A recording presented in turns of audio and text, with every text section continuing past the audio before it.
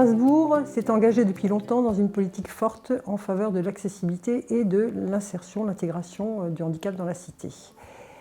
Dès les années 90, elle a signé et engagé la charte Ville Handicap, la première de France, avec un esprit déjà très universel, qu'on va retrouver dans la loi de 2005, et en même temps la participation des personnes handicapées à l'élaboration de la charte et à sa mise en œuvre et à son suivi dans les années qui ont suivi.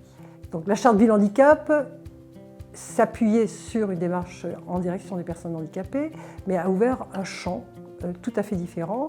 Et on l'a vu avec l'installation du tram en 1994, puisque finalement l'accessibilité intéressait tout le monde.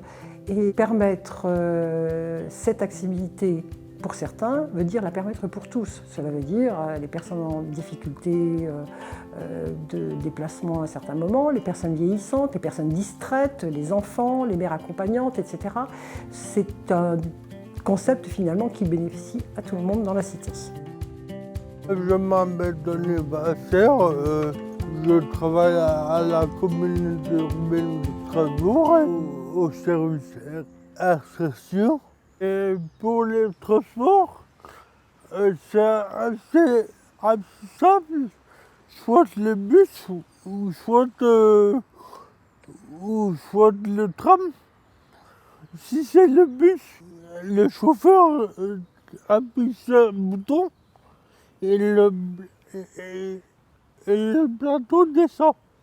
Donc c'est assez facile.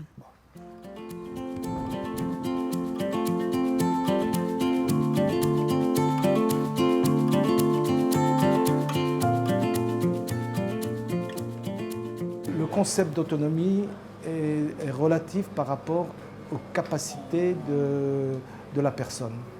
Selon l'environnement physique, la voirie, le transport, les bâtiments où le censé aller, les restaurants, les magasins et ensuite les transports en commun.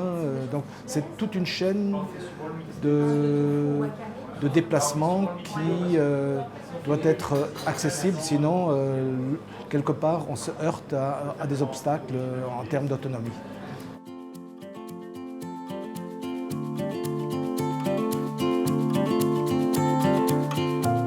Moi je suis venu habiter à Strasbourg parce qu'il y a des transports accessibles. Donc ça prouve bien que les transports en commun accessibles est un des éléments de l'autonomie des personnes.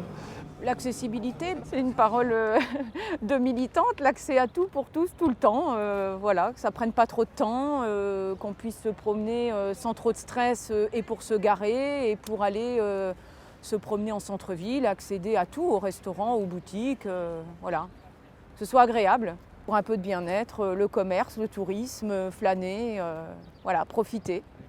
Cet engagement de la ville, évidemment, s'est renforcé et aujourd'hui nous parlons de ville pour tous, où tout le monde doit trouver au niveau du droit commun cette possibilité de circuler et d'accéder à l'ensemble de la ville et de ses services et l'accès aussi aux espaces privés. Ça veut dire une vraie politique de fond pour les déplacements qui permettent de garantir cette continuité de la chaîne du domicile au lieu où l'on va avec tous les moyens possibles, imaginables. Nous n'avons pas manqué d'imagination à Strasbourg.